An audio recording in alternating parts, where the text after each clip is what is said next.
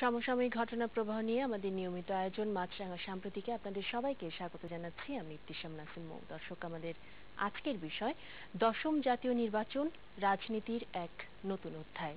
অতিথি হিসেবে স্টুডিওতে আছেন দৈনিক ভোরের কাগজের সম্পাদক শ্যামল দত্ত, আমার বাইরে রয়েছেন ঢাকা বিশ্ববিদ্যালয়ের আন্তর্জাতিক সম্পর্ক বিভাগের অধ্যাপক ডক্টর আমেনা মহসিন রয়েছেন ঠিক মাঝে, এবং আইআইডি এর প্রধান নির্বাহী সাইদ আহমেদ রয়েছেন আমাদের সঙ্গে। আপনাদের তিনজনকেই স্বাগত জানাচ্ছি মাছরাঙা সাম্প্রতিকে।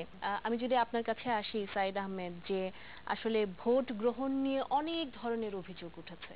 যদিও নির্বাচন কমিশন তারা একবার বলছে 42% ভোট হয়েছে, লাস্টলি তারা বললেন যে না 39%, 81 এরকম ভোট পড়েছে।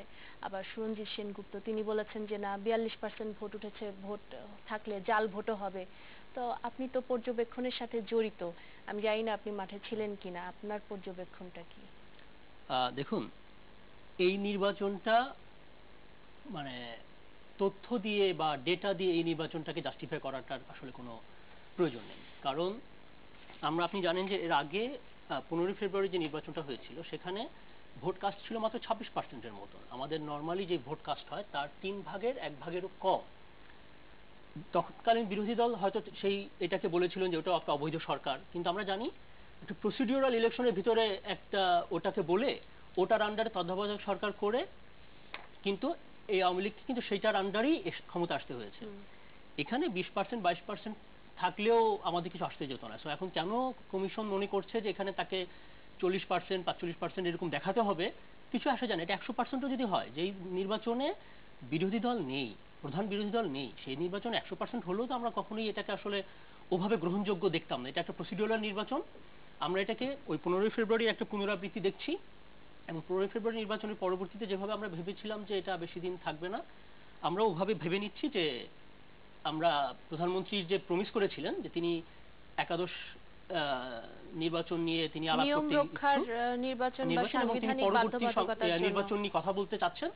আমরা আসলে চাচ্ছি, ডিসপাইট তিনি হয়তো আজকে তিনি যাই বলে থাকুন না কেন, নির্বাচন আগে তিনি যেহেতু বলেছেন তিনি পরে নির্বাচনে কথা বলতে চাচ্ছেন, আমরা আসলে ওখানেই দেখতে চাচ্ছি না। কিন্তু সিইসি তিনি বলছেন যে আসলে 97% ভোট কেন্দ্রে সুষ্ঠুভাবে ভোট গ্রহণ হয়েছে।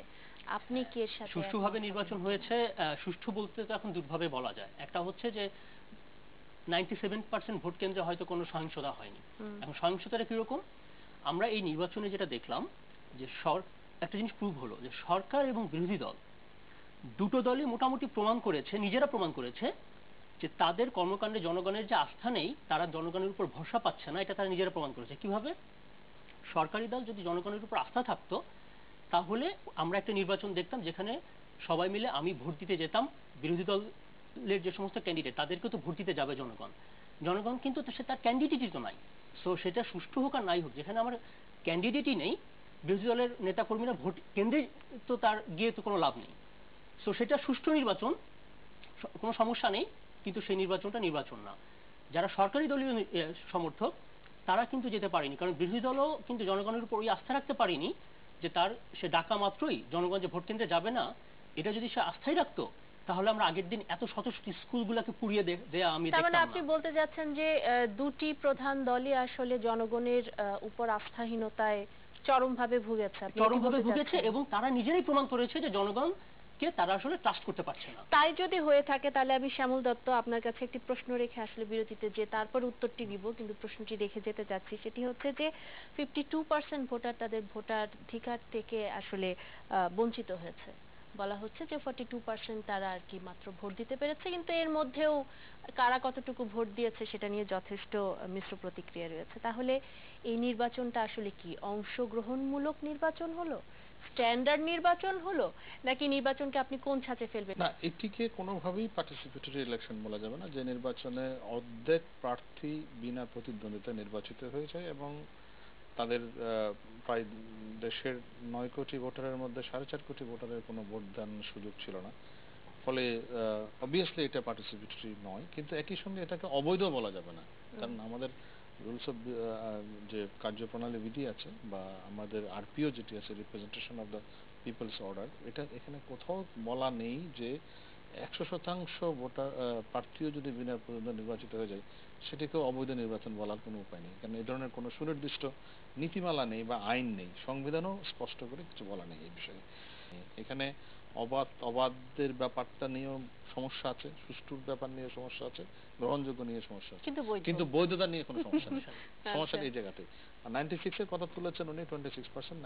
96 এর ইলেকশনে 249টি নির্বাচনী আসনে নির্বাচন হয়েছিল। 49 জন বিনা প্রতিদ্বন্দ্বিতা নির্বাচিত হয়ে গেছিলেন, একজনের একটি লিগ্যাল সমস্যা ছিল। তারপরও 15 ফেব্রুয়ারি যে নির্বাচনটি 96 হয়েছিল তার 79টি প্রার্থীর নির্বাচনী ফলাফল বন্ধ রাখতে হয়েছিল। 43টি আসনের রেজাল্ট উইথহেল্ড ছিল। 49টি আসনের রেজাল্ট উইথহেল্ড করা হয়েছিল শুধুমাত্র অস্বাভাবিক ভোট পড়ার কারণে, এবং সেগুলো নিয়ে তৎকালীন প্রধান নির্বাচন কমিশনার একে সাদেক তিনি ঘোষণা দিয়েছিলেন যে এগুলো পুনর্বিবেচনা করা হবে, এগুলো এবারও কি সেরকম কিছু দেখছেন? এবার সেরকম হয়নি। আরেকটি বিষয় এবার বেশ সমালোচিত বলবো কিনা জানি না, কিন্তু আলোচনায় উঠে এসছে, সেটি হচ্ছে যে প্রায় 4.5 লাখ নিরাপত্তা বা যারা কর্মী ছিলেন তারা মাঠে থাকার পরও নির্বাচনের দিন এই যে 22 জন মানুষ মারা গেলেন, এটি এবার বলা হচ্ছে যে নির্বাচনের দিন এতজনের প্রাণহানির ঘটনা ঘটে নাই অ্যাটলিস্ট, কারণ যতটুকু আমাদের হাতে আছে সেটি হচ্ছে যে 96তে সারা দেশে 12 জন মারা গেছেন। কি আইন শৃঙ্খলা রক্ষার সাথে যারা জড়িত ছিল তাদের তরফ থেকে কি আসলে কোনো ধরনের গাফিলতি বা নির্বাচন কমিশন সে আসলে ভালো করে আসলে ইনস্ট্রাকশন দিতে পারেনি, কোনো ল্যাকিংস কি আছে বলে আপনি মনে করেন কিনা?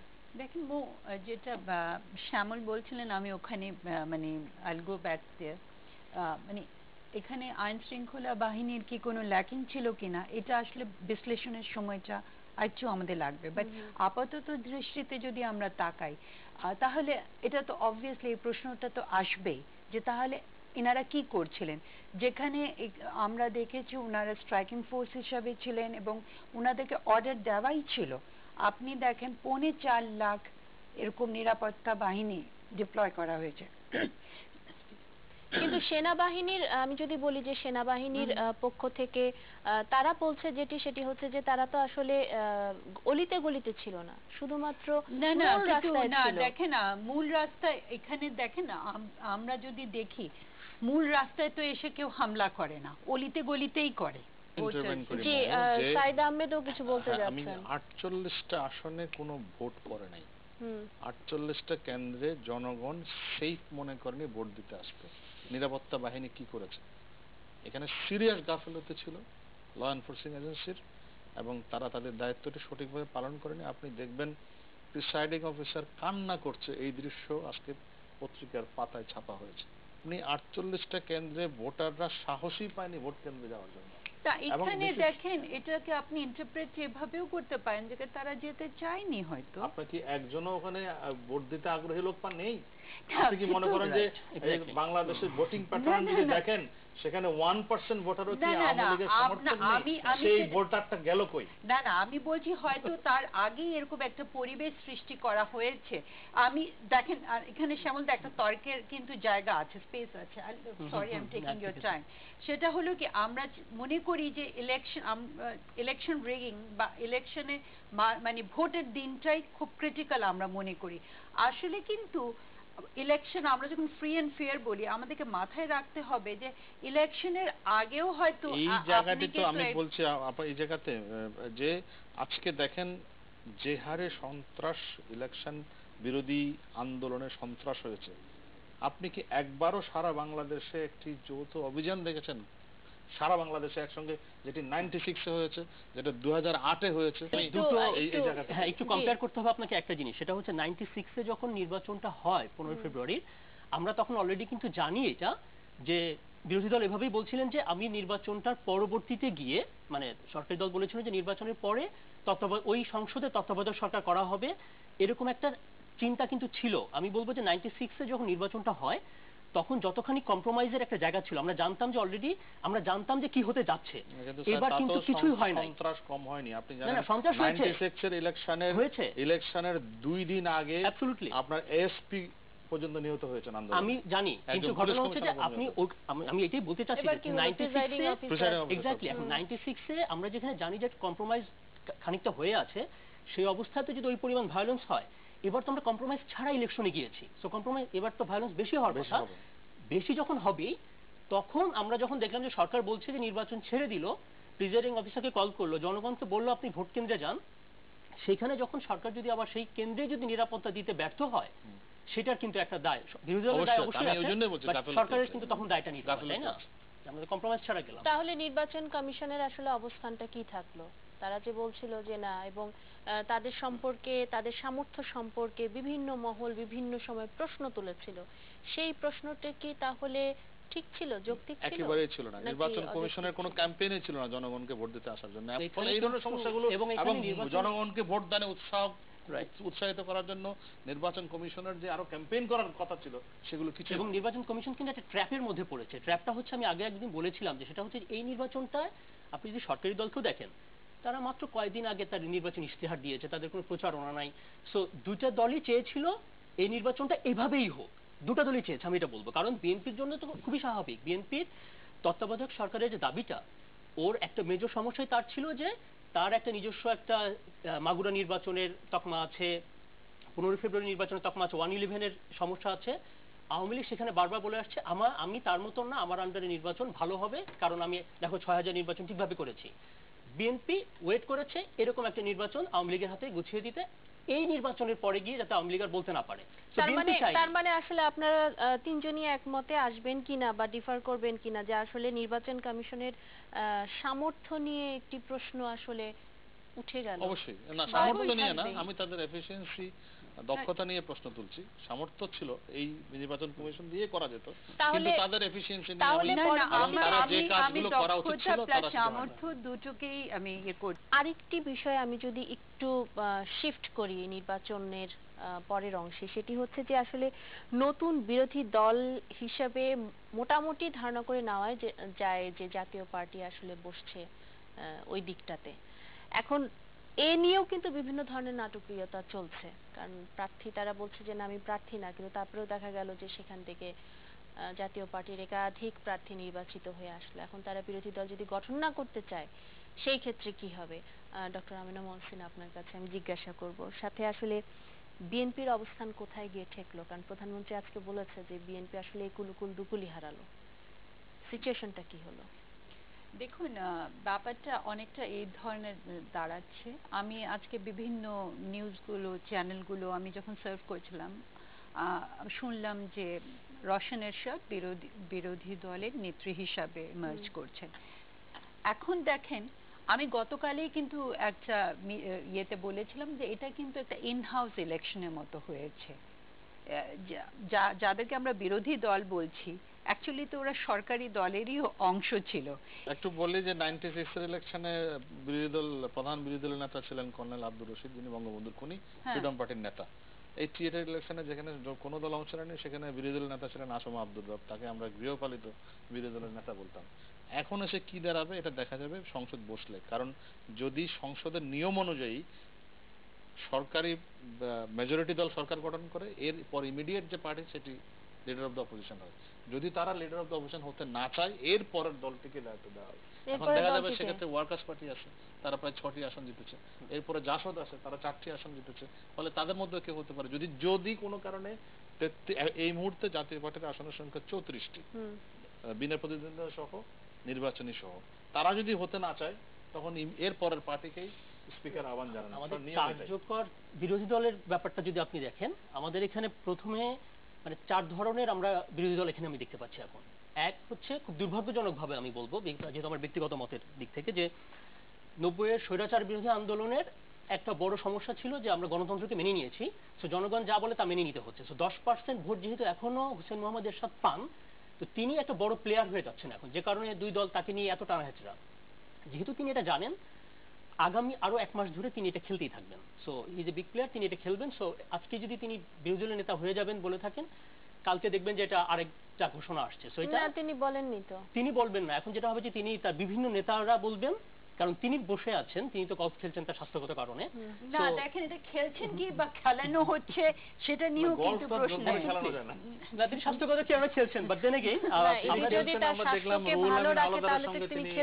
আমি দ্বিতীয় বিরোধী দল যেটা আমাদের আসলে সত্যিকারের আমরা যেটা জানি যে এতদিন ধরে ছিল বিএনপি, তার যদি আপনি দেখে থাকেন যে আমরা একটা কনফ্লিক্টিং জায়গাতে যাচ্ছি এবং সেটাও আগামী 1 মাসে বোঝা যাবে। বিএনপি এখন সবগুলো কার্ড খেলে ফেলেছে অনেক আগে, বাট এখন সে ভাবছে যে ইদার সে হয়তো ভায়োলেন্স দিয়ে সরকারকে যদি আনস্টেবল করতে পারে, হয়তো সেটা একটা চিন্তা তার। ভায়োলেন্সের আর কি কি স্টেপ বাকি আছে? সে যদি হচ্ছে কি সমস্ত জেলাগুলোর মধ্যে যে কানেকশনগুলো, কারণ ঢাকা স্টেবল আমাদের। অসহযোগ বলছেন আপনি?